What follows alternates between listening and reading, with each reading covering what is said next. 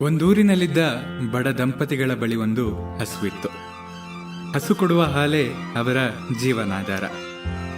ಹಸುವಿಗೆ ಸಾಕಷ್ಟು ಹುಲ್ಲು ಹಾಕಲು ಅವರಿಗೆ ಅನುಕೂಲಗಳಿರಲಿಲ್ಲ. ಪ್ರತಿದಿನ ಬೆಳಗ್ಗೆ ಗೃಹಿಣಿ ಹಸುವಿಗೆ ಸ್ನಾನ ಮಾಡಿಸಿ ಕುಂಕುಮವನ್ನು ಇಟ್ಟು ಪೂಜೆಯನ್ನು ಮಾಡ್ತಾ ಇದ್ಲು. ನೀನು ನಮ್ಮ ಪಾಲಿನ ದೇವರು, ನಿನ್ನಿಂದಾಗಿ ನಮ್ಮ ಜೀವನ ಸಾಗ್ತಾ ಇದೆ ಅಂತ ಹೇಳಿ ಅದರ ಪಾದಕ್ಕೆ ನಮಸ್ಕಾರ ಮಾಡ್ತಾ ಇದ್ಲು. ನಂತರ ಹಸುವನ್ನ ಹುಲ್ಲು ಮೇಯಿಸೋಕೆ ಅಂತ ಕಳಿಸ್ತಾ ಇದ್ಲು. ಹಸು ಯಾರದೋ ಹೊಲಕ್ಕೆ ಹೋಗ್ತಾ ಇತ್ತು, ಹುಲ್ಲು ಮೇಯ್ತಾ ಇತ್ತು. ಕೆಲವೊಮ್ಮೆ ಹೊಲದ ಮಾಲೀಕರ ಕೈಗೆ ಸಿಕ್ಕಾಕೊಂಡು ಪೆಟ್ಟು ತಿಂತಾ ಇತ್ತು. ಅವರು ಹೊಡೆದೋಡಿಸಿದಾಗ ಅಲ್ಲಿಂದ ಮುಂದಿನ ಹೊಲಕ್ಕೆ ನುಗ್ತಾ ಇತ್ತು. ಕೆಲವೊಮ್ಮೆ ಅಲ್ಲಿಯೂ ಹೊಡೆತ ತಿಂತಾ ಇತ್ತು. ಹೇಗೋ ಏನೋ ಅರೆ ಹೊಟ್ಟೆ ತುಂಬಿಸ್ಕೊಂಡು ಸಂಜೆ ಮನೆಗೆ ಬರ್ತಾ ಇತ್ತು. ಆಗ ಗೃಹಿಣಿ ಅದರ ಕಾಲುಗಳನ್ನು ತೊಳೆದು, ನೀನು ನಮ್ಮ ಪಾಲಿನ ದೇವರು, ನಿನ್ನಿಂದಾಗಿ ನಮ್ಮ ಜೀವನ ನಡೀತಾ ಇದೆ ಅಂತ ಹೇಳಿ ನಮಸ್ಕಾರವನ್ನ ಮಾಡಿ ಹಾಲು ಕರೆದುಕೊಳ್ತಾ ಇದ್ಲು.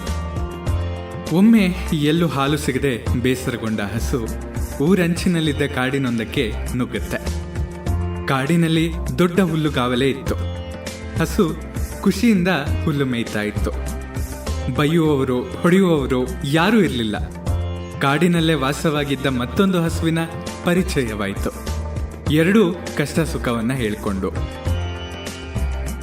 ಸಂಜೆ ಆಯಿತು. ಹೊಟ್ಟೆ ತುಂಬ ಹುಲ್ಲು ಮೇಯ್ತಿದ್ದ ಹಸು ಮನೆಗೆ ಹಿಂತಿರುಗಿತ್ತು. ಅಂದು 1-2 ಲೀಟರ್ ಹಾಲು ಹೆಚ್ಚಾಗಿ ಕೊಟ್ಟಿತ್ತು. ಸಂತೋಷಗೊಂಡ ಗೃಹಿಣಿ ಮತ್ತೊಂದು ನಮಸ್ಕಾರ ಮಾಡಿದ್ಲು. ಮರುದಿನ ಹಸು ಮತ್ತೆ ಕಾಡಿಗೆ ಹೋಯಿತು. ಸ್ವಚ್ಛಂದವಾಗಿ ಹುಲ್ಲು ಮೇಯುತ್ತಿದ್ದಾಗ ಕಾಡಿನ ಹಸು ಕೇಳುತ್ತೆ, ಇಲ್ಲಿ ಬೇಕಾದಷ್ಟು ಹುಲ್ಲಿದೆ, ಹೊಡೆಯೋರು ಕೂಡ ಯಾರೂ ಇಲ್ಲ. ನೀನು ಇಲ್ಲೇ ಇದ್ಬಿಟ್ರೆ ಊರಿಂದ ಇಲ್ಲಿಗೆ ಮೈಲುಗಟ್ಟಲೆ ನಡೆಯುವ ತೊಂದರೆ ಕೂಡ ಇರೋದಿಲ್ಲ. ಒಂದು ಹಿಡಿ ಹುಲ್ಲು ಹಾಕದ ಮನೆಗೇಕೆ ಹೋಗ್ತಾ ಇದ್ದೀಯಾ ಅಂತ ಪ್ರಶ್ನೆಯನ್ನ ಕೇಳುತ್ತೆ. ಆಗ ಊರ ಹಸು ಹೇಳುತ್ತೆ, ಅವರು ನನಗೆ ಹುಲ್ಲು ಹಾಕುವುದಿಲ್ಲ ನಿಜ, ಅಲ್ಲಿಂದಲ್ಲಿಗೆ ನಡೆಯುವುದು ಕಷ್ಟವೆಂಬುದು ನಿಜ, ನನ್ನನ್ನು ಸಾಕಿಕೊಂಡವರು ಬಡವರು ಎಂಬುದು ಕೂಡ ನಿಜ. ಆದರೆ ಪ್ರತಿದಿನ ಬೆಳಗ್ಗೆ ಸಾಯಂಕಾಲ ಗೃಹಿಣಿ ನನ್ನ ಪಾದ ತೊಳೆದು ಪೂಜೆಯನ್ನ ಮಾಡ್ತಾಳೆ.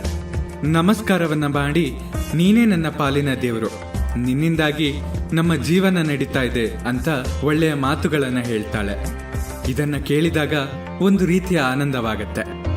ಆ ಒಳ್ಳೆಯ ಮಾತುಗಳಿಗಾಗಿ ನಾನು ಅಲ್ಲಿಗೆ ಹೋಗ್ತೀನಿ ಅಂತ ಹೇಳುತ್ತೆ.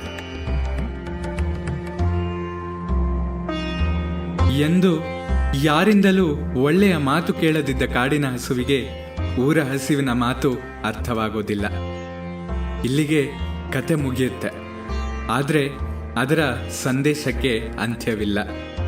ಹೊಟ್ಟೆಗೆ ಸಾಕಷ್ಟು ಹುಲ್ಲು ಸಿಗದಿದ್ರೂ ಒಂದು ಒಳ್ಳೆಯ ಮಾತಿಗಾಗಿ ಹಸು ಹಾತೊರೆಯುತ್ತಾ ಇತ್ತು.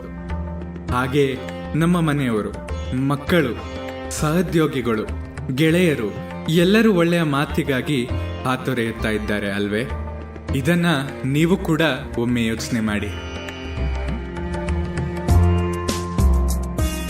ನಿಮ್ಮ ಪ್ರೀತಿ ಹಾಗೂ ಪ್ರೋತ್ಸಾಹ ಸದಾ ಹೀಗೆ ನನ್ನ ಮೇಲೆ ಇರಲಿ.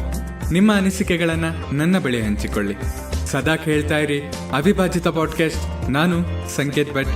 ಧನ್ಯವಾದಗಳು.